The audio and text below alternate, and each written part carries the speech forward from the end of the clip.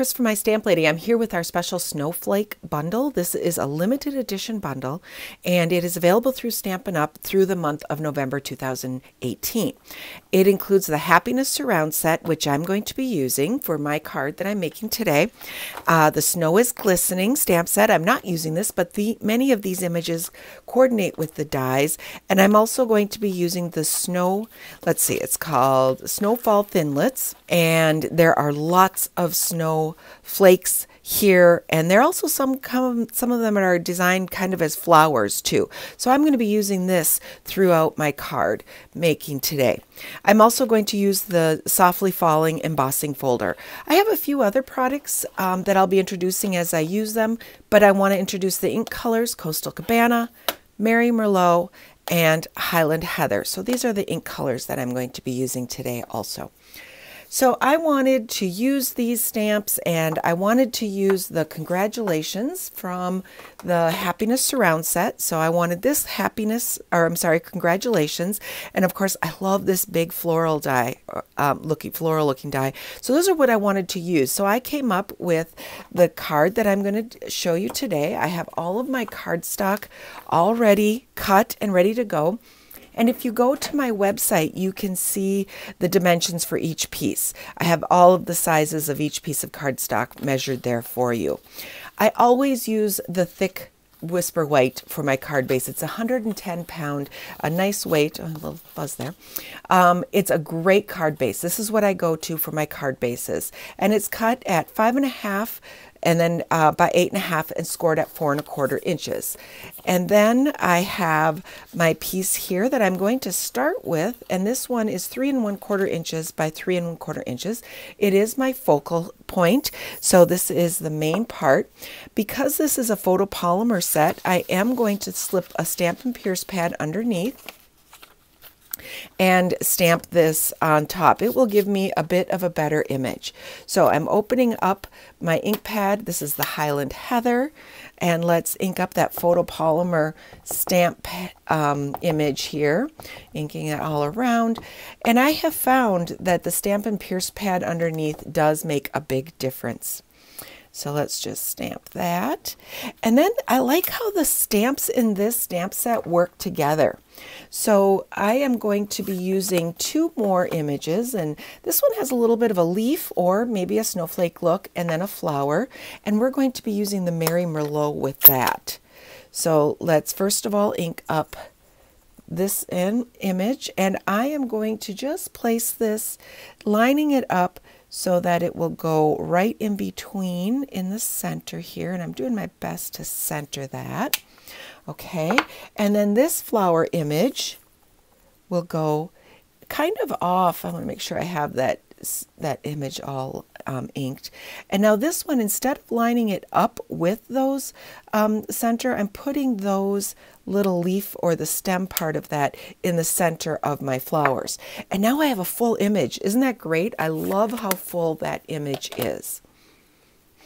Okay, this is the Stitched Shape Framelits dies, and this is kind of one of my all-purpose dies that I have. I love this die set. It has a nice little stitched image in the center, and these are squares, circles, and ovals. And I'm going to use this largest circle, and I like how it will give me a little stitched image or stitched line in there. You can use just a regular circle if you would like. I'm just pulling my Big Shot platform here.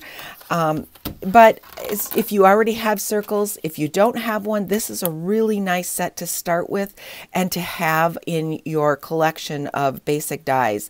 It's the basic shapes, but it has the stitched line on the inside. So I have my magnetic platform, and that's holding that magnet or holding the die in place. And then I have 2 acrylic pads. And then I have my Big Shot, which I'm going to slip in here. It's kind of big, but it works so wonderfully. And I'm going to roll through my die with that cardstock, and that will cut that out for me.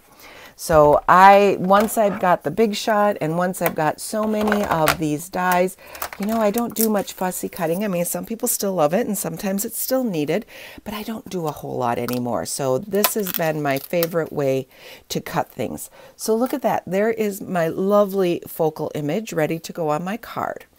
Now I have, let's see, I believe this is 2 inches by 2 inches, and this is Coastal Cabana. And I'm going to stamp, this is kind of a striped flower look is what I kind of am calling it.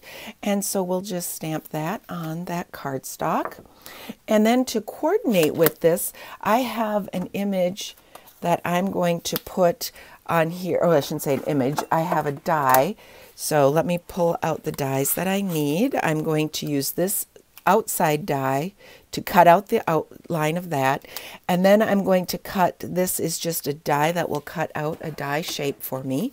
And then on this piece of Highland Heather, I'm going to cut out this swoosh or swirl or this piece. Again, with the magnetic platform, I'm going to use that big shot again. I'm not going to pull it back into the frame this time, but that's what you use to cut these out. And the only one I have to really make sure about lining up is this outside one here. Okay, so I've got that. Let's make sure this is all on the paper. There we go. And then we'll run this through the Big Shot. Okay, if there are a lot of intricate middle parts or insides, sometimes it helps to run that die through the Big Shot a couple of times to help them pop out those insides really nice and easy. And so that's what I did. And let's see, I'm just pulling this Highland Heather here, get the extras off. I like to use a toothbrush to pop out that extra, any of that extra die cut areas that you don't want. And I have found for me it works better if I try to pop that stuff out while it's still in the die. It's not hard to do it the other way, but it just works a bit better. So before I remove that paper from the die, I will take and pop out those extra spots. Let me get rid of my little confetti there. Okay, so I have this, and then I am going to just put a little adhesive on the back. You could also use a Sizzix sheet ahead of time and put that on there. But I'm going to offset that. I really liked that look, and so I offset that, and I could set that aside. Now I need a sentiment, and I love the Coastal Cabana, and I was trying to decide how I wanted to do the sentiment for this, and I decided to do it on a colored cardstock. I could have just maybe picked a darker color. The Merlot would have worked. But I love the look of embossing. And in fact, embossing is what got me hooked over 20 years ago onto rubber stamping. And so it's still one of, I probably don't do it as often as I used to or all the time because I stamp a lot. But this is what got me started. So I'm using a really super sticky ink. And this is the Versamark ink. And it'll come white. Mine is aged. I've had it for a long time and it's gotten a bit dirty. But you will stamp that image onto your cardstock, and I'm just going to pull in a tweezer because I will need it when I start to heat set this. And then I have my Whisper White embossing powder, and I'm just going to pick that up and sprinkle it over my image here and then tap it off, tap any excess off. You can also dump it over it if you'd want, and sometimes I'll just dump it over like a coffee filter. But this is, if I touch where I have the powder right now, it's going to brush off. So my next step is to heat set this. I guess I'll fix that later. It's not going right back in.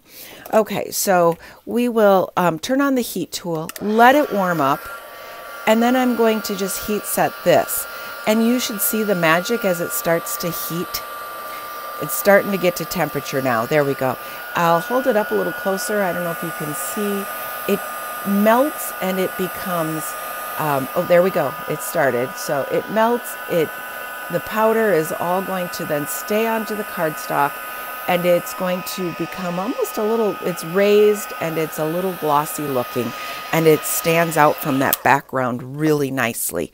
So then you let that cool, and then you can touch that. So then my next question in making this was, what should I do for a background? And I had thought about stamping my background with some of the images, but I decided that would probably stand out a little too much. So I decided to dry emboss or use a use an embossing folder. This is the softly falling folder, and it's got dots that will emboss into your cardstock, and then they get a little more spread out as you go. And you can see this is a very well-loved embossing folder. I use it a lot. It's used a lot in my classes. But that brings to the point that you can see that it's gotten a little bit chewed up on the side. Make sure when you're putting this on your Big Shot platform, so this is not the magnetic plate or platform, this is the regular Big Shot platform. So make sure when you do that, this folded edge is up here, because otherwise you can see that sometimes it gets a little out. That edge will chew up this edge here, and then you'll have two pieces and you won't have a one-piece folder anymore. So I'm going to run this through the Big Shot. And now look at this folder that I have. Look at this embossing. It's a little bit more at the top. You've got a little bit more of the embossed or the image, and then it gets a little bit lighter as it goes to the bottom. So I can just put this, I'm going to take out that Stampin' Pierce pad because I'm done stamping, and it works a bit better to have a firmer surface underneath when I am putting down my adhesive. Okay, so now I can just put this right on my card front. Center that right on there, and then I'm going to actually turn this over and rub that. Give that a nice rub.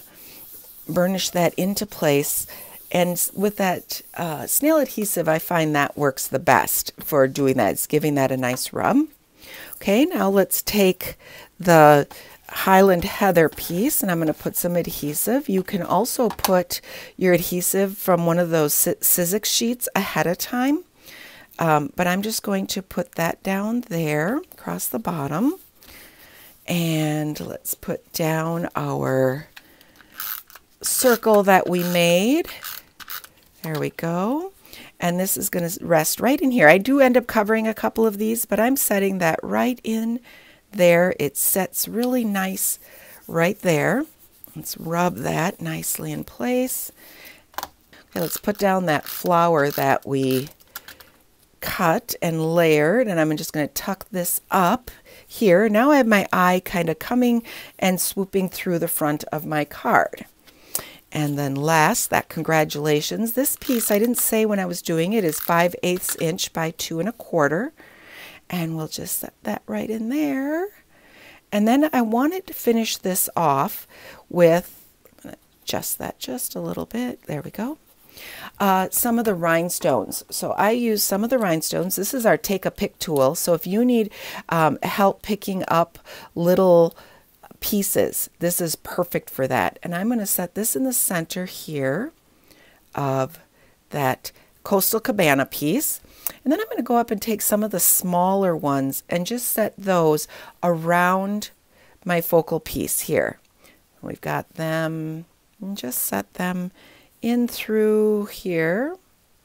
Let's see, I'll put that one right up there. And this will just adds a little bling and carries the eye down through the front of the card. And of course, it's always fun to have a little more spectacular when you are wishing somebody a congratulations. So this is the Happiness Surrounds. This is the background that I chose, and then the color combination.